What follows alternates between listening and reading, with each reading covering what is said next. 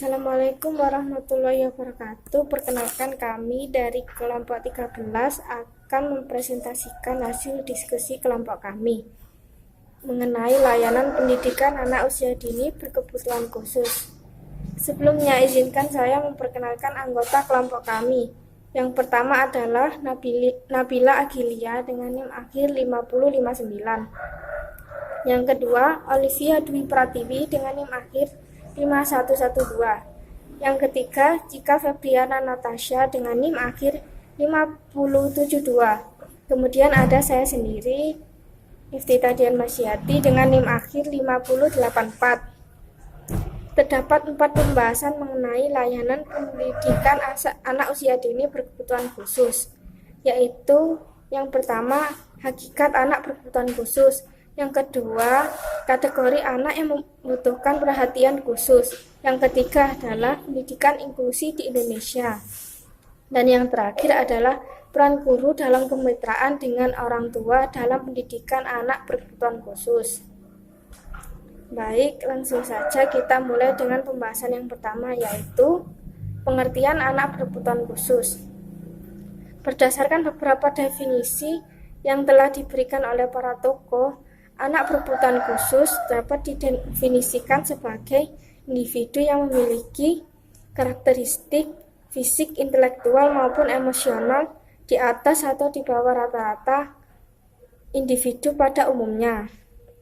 Anak tumbuh tidak dengan modal fisik yang wajar, karenanya mereka cenderung defensif atau menghindar, rendah diri atau mungkin agresif, serta memiliki semangat belajar yang rendah.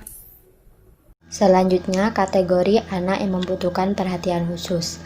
Pada website resmi PKPLK dijelaskan bahwa yang dimaksud anak berkebutuhan khusus yang disingkat ABK yang perlu pendidikan khusus sesuai Undang-Undang Sistem Pendidikan Nasional Nomor 20 Tahun 2003 Pasal 23 Ayat 1, diantaranya anak-anak atau peserta didik yang seperti: pertama, penyandang disabilitas, tunanetra atau buta dan low vision yang bermasalah dengan penglihatan, tunarungu yaitu hambatan pendengaran, dan tunawicara penghambatan berbicara, tunadaksa yaitu lumpuh atau hambatan fisik atau kehilangan satu atau sebagian fisik, cerebral palsy yaitu lumpuh atau hambatan fisik akibat gangguan motorik saraf, tunaganda yaitu memiliki 2 jenis handicap atau ketunaan.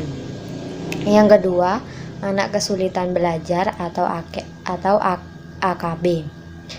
Yang pertama, hiperaktif adalah anak yang mengalami gangguan pemusatan perhatian pada jangka waktu tertentu. Anak hanya mampu memusatkan perhatian pada waktu yang sangat pendek, mudah terganggu perhatian dan pikirannya, dan tidak mampu mengontrol diri untuk bersikap tenang. Yang kedua, ADD, Attention Deficit Disorder, atau ADHD, Attention Deficit Hyperactivity Disorder, merupakan gangguan perkembangan dalam peningkatan aktivitas motorik anak hingga menyebabkan aktivitas anak-anak yang tidak lazim dan cenderung berlebihan. Yang ketiga, autis adalah anak yang terlambat dengan bidang sosialisasi, imajinasi, dan komunikasi. Yang keempat, sindrom adalah salah satu gejala autisme dari kemampuan linguistik dan kognitif. Yang kelima, Down syndrome yaitu suatu kondisi keterbelakangan perkembangan fisik dan mental anak dengan ciri badan yang relatif pendek, kepala mengecil, hidung yang datar menyerupai orang mongoloid. Yang keenam, tunagrahita adalah keterbelakangan intelektual dan perilaku. Yang ketujuh, dileksia yaitu kondisi ketidakmampuan belajar khususnya dalam melakukan aktivitas membaca dan menulis. Yang kedelapan, disgrafia merupakan ketidakmampuan belajar dari kesulitan dalam mengungkapkan pikiran secara tertulis maupun grafis. Dispasia yaitu ketidakmampuan memproduksi dan mengerti bahasa. Diskalkulia kesulitan dalam belajar atau memahami perhitungan, termasuk memahami simbol-simbol matematika. Dispraksia merupakan kesulitan yang dialami seorang anak dalam melaksanakan proses pembentukan ide untuk mencapai idenya dan proses pelaksanaan gerakan atau action tersebut. Dispraksia dikenal juga sebagai hambatan atau gangguan motorik. Sementara itu, di dalam Undang-Undang Nomor 8 Tahun 2016 tentang penyandang disabilitas disebutkan bahwa secara generatif pada pasal 4 ayat 1 sebagai berikut. Ragam penyandang disabilitas meliputi: yang pertama, penyandang disabilitas fisik adalah terganggunya fungsi gerak antara lain karena amputasi, lumpuh layu atau kaku, paraplegia atau lumpuh cerebral palsi akibat stroke, akibat kusta, dan orang kecil. Yang kedua, penyandang disabilitas intelektual adalah terganggunya fungsi pikir karena kecerdasan di bawah rata-rata atau bahkan kecerdasannya sangat tinggi di atas rata-rata, antara lain lambat belajar, disabilitas grahita, dan Down syndrome. Ketiga adalah penyandang disabilitas mental.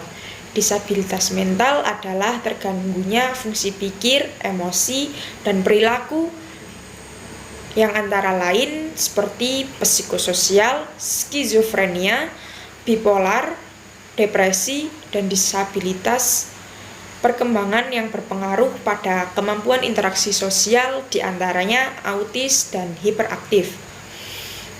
Yang keempat ada penyandang disabilitas sensorik. Penyandang disabilitas sensorik adalah terganggunya salah satu fungsi dari panca indera, antara lain disabilitas netra, disabilitas rungu, disabilitas wicara. Lalu selanjutnya adalah anak berkebutuhan khusus atau ABK yang non-disabilitas. Adapun anak berkebutuhan khusus yang bukan menyandang disabilitas adalah sebagai berikut. Yang pertama, anak korban sosial ekonomi, pekerja atau buruh, anak-anak pemulung, anak napi, atau anak yang berhadapan dengan hukum atau ABH.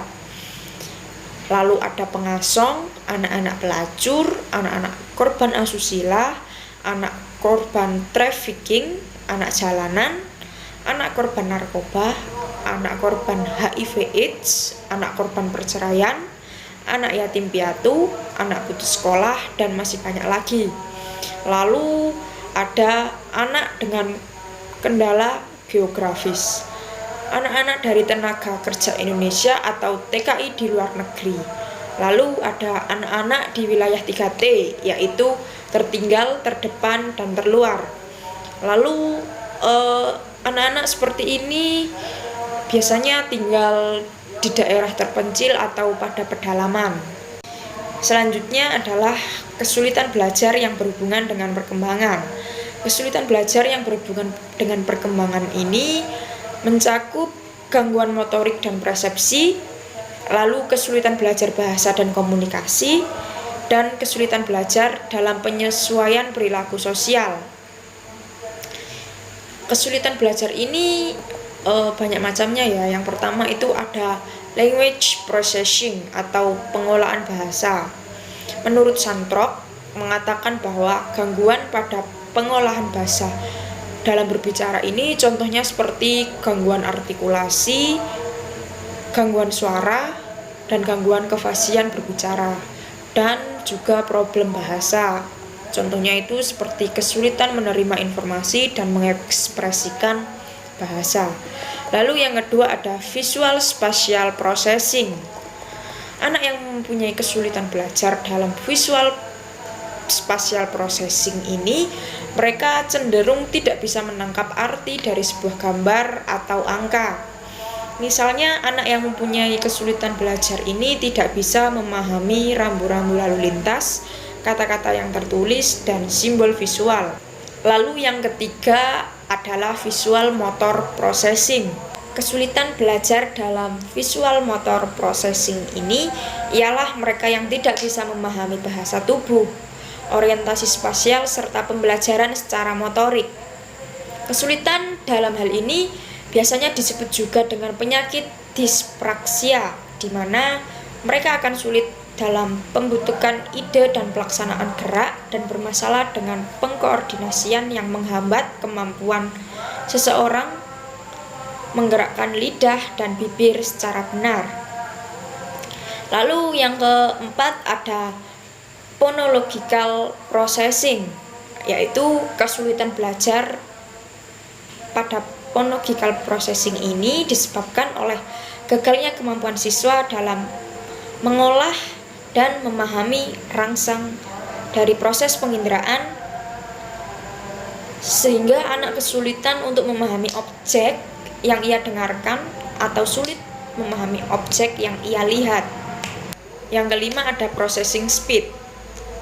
Siswa yang memiliki kesulitan belajar itu biasanya adalah siswa yang memiliki keterbatasan potensi pada kecerdasannya atau disebut slow learner, yang mana pada dasarnya semua anak memiliki kecepatan yang berbeda-beda dalam menangkap dan memproses suatu materi hingga mengungkapkan kembali apa yang sudah ia dapatkan.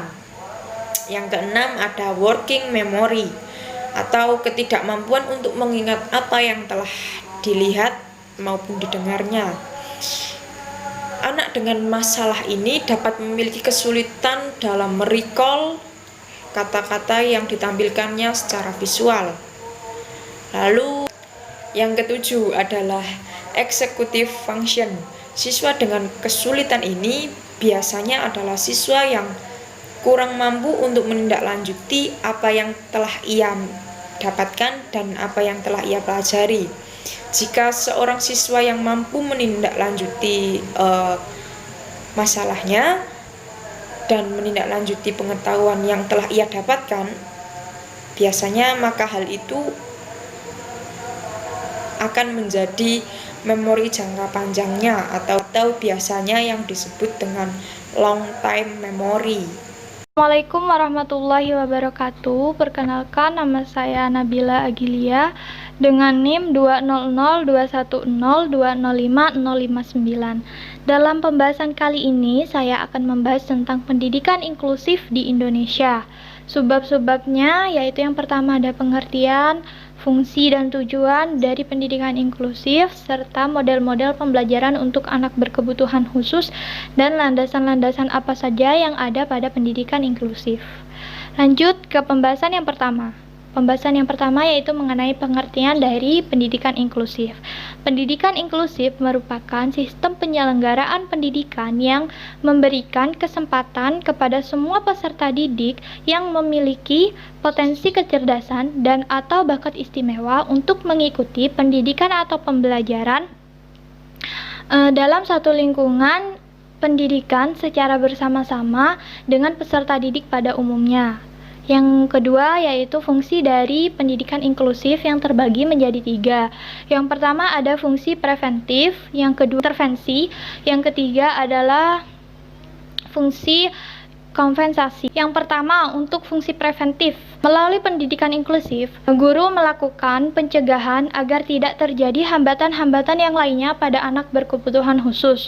Yang kedua untuk fungsi intervensi, pendidikan inklusif menangani anak berkebutuhan khusus agar dapat mengembangkan potensi yang ada pada dirinya.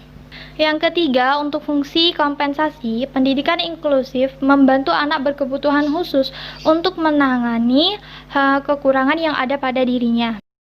Untuk selanjutnya yaitu tujuan dari pendidikan inklusif. Yang pertama yaitu terpenuhinya hak atas pendidikan yang layak dan memberikan akses seluas-luasnya bagi semua anak termasuk anak berkebutuhan khusus. Yang kedua yaitu terwujudnya pemerataan penyelenggaraan sistem pembelajaran yang layak dan berkualitas sesuai dengan kondisi, potensi, dan kebutuhan individu siswa. Yang ketiga adalah terwujudnya pembentukan manusia sosial yang menjadi bagian integral dalam keluarga, masyarakat, dan juga bangsa. Selanjutnya, ada model-model pembelajaran untuk anak berkebutuhan khusus yang terbagi menjadi 3. Yang pertama yaitu pendidikan segresi, yang kedua sistem integrasi, dan yang ketiga adalah pendidikan inklusif. Pendidikan segresi atau pendidikan luar biasa. Segresi merupakan salah satu bentuk sekolah yang memisahkan anak berkebutuhan khusus dari sekolah umum atau reguler.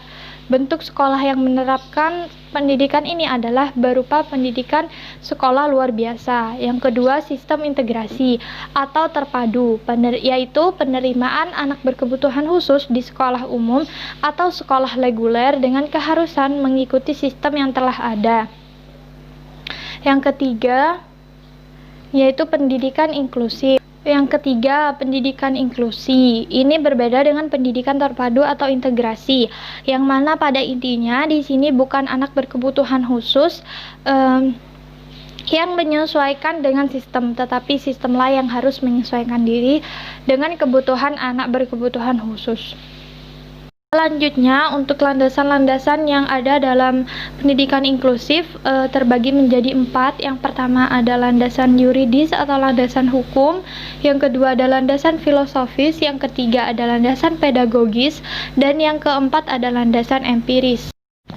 Baik, yang pertama adalah landasan hukum atau landasan yuridis. Peraturan perundang-undangan yang menjadi landasan hukum pendidikan inklusi yang menjadi acuan pembuatan bahan ajar saat ini yaitu Undang-Undang Dasar tahun 1945 Pasal 31 tentang hak pendidikan setiap warga negara.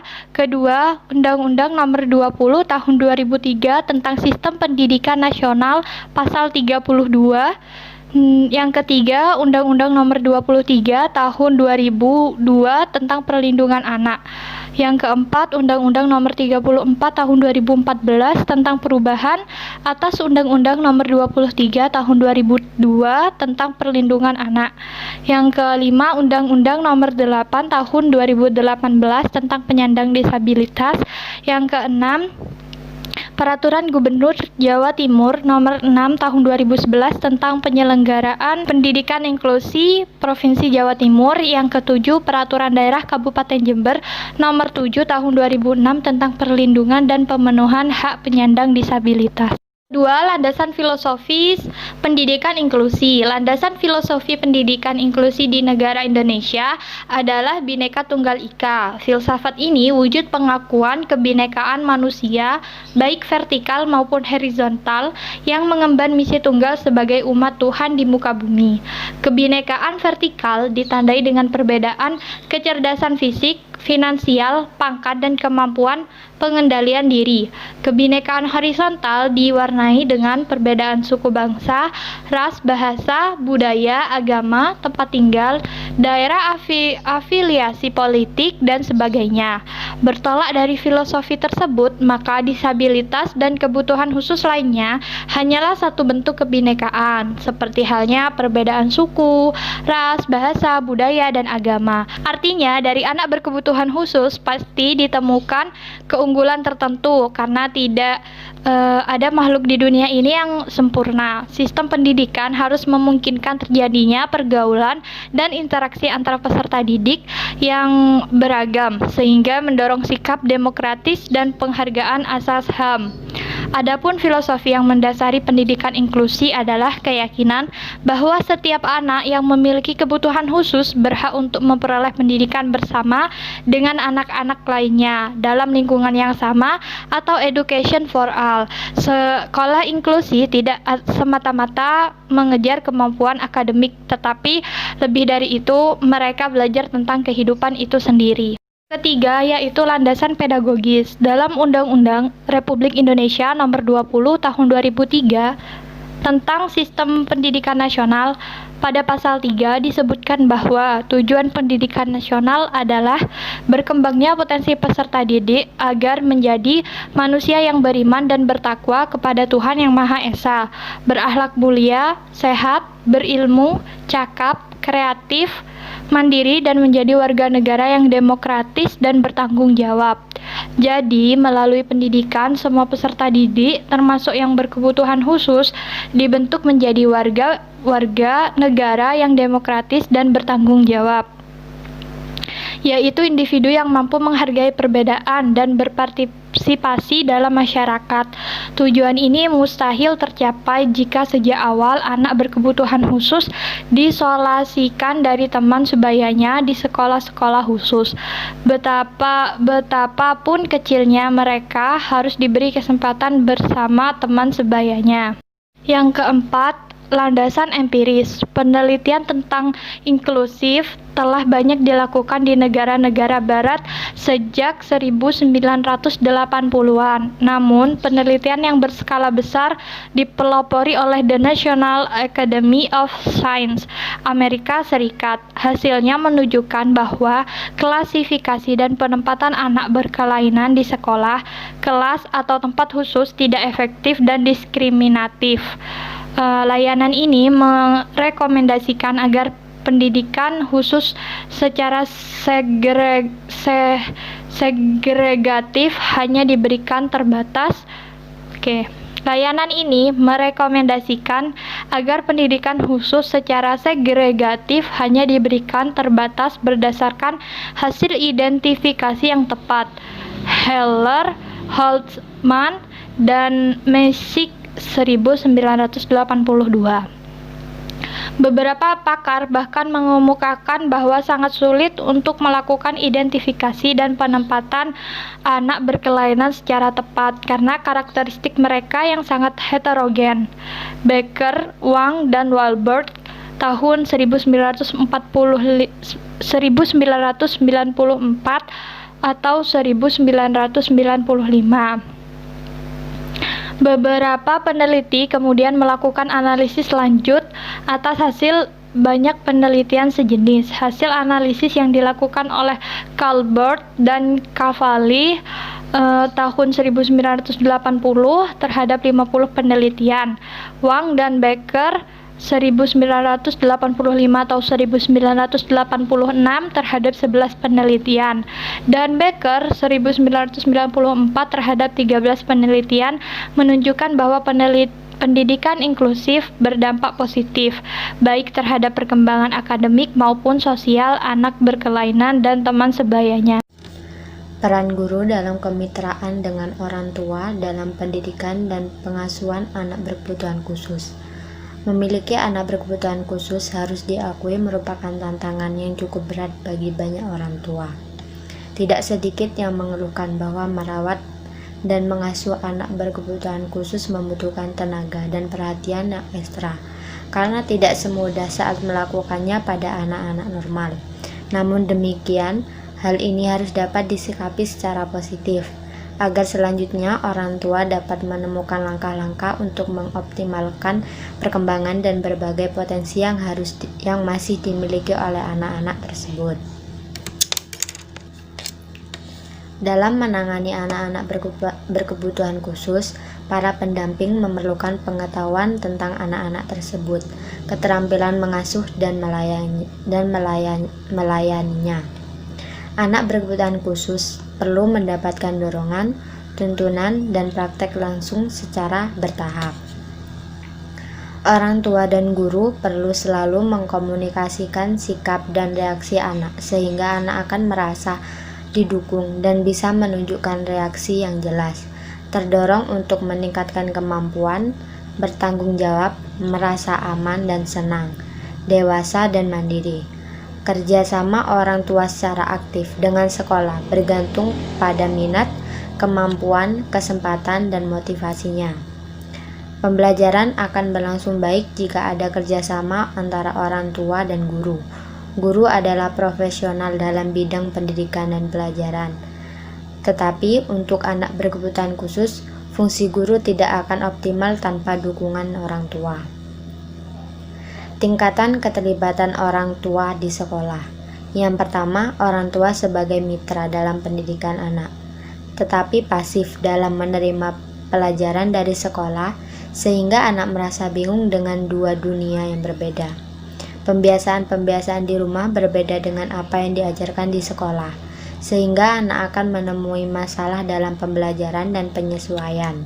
Yang kedua, orang tua sebagai pendukung pembelajaran anak di sekolah. Orang tua sangat merespon positif pembelajaran yang berasal dari sekolah dan menuntun anak untuk mengerjakan, sehingga anak merasa bertanggung jawab terhadap dirinya berdasarkan bimbingan dari sekolah dan arahan orang tuanya.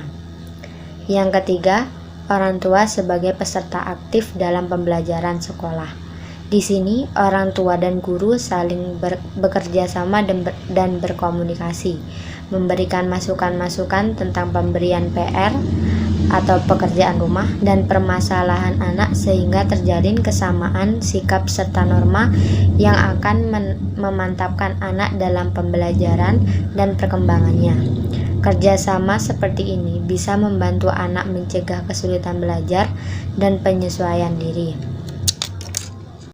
Kesimpulan, anak berkebutuhan khusus adalah anak yang mempunyai keunikan yang ditunjukkan oleh karakteristiknya, yang berbeda dengan anak-anak normal pada umumnya. Dengan kondisi seperti ini, tentunya dalam memberikan layanan pendidikan, anak berbeda dengan anak-anak normal. Oleh sebab itu, sebagai pendidik, perlu memiliki beberapa pengetahuan dan pemahaman mengenai cara memberikan layanan yang sesuai agar anak-anak yang berkebutuhan khusus ini memperoleh pendidikan secara optimal. Salah satunya adalah sebagai pendidikan inklusi. Demikian presentasi dari kelompok kami. Apabila ada salah kata, mohon maaf. Terima kasih. Wassalamualaikum warahmatullahi wabarakatuh.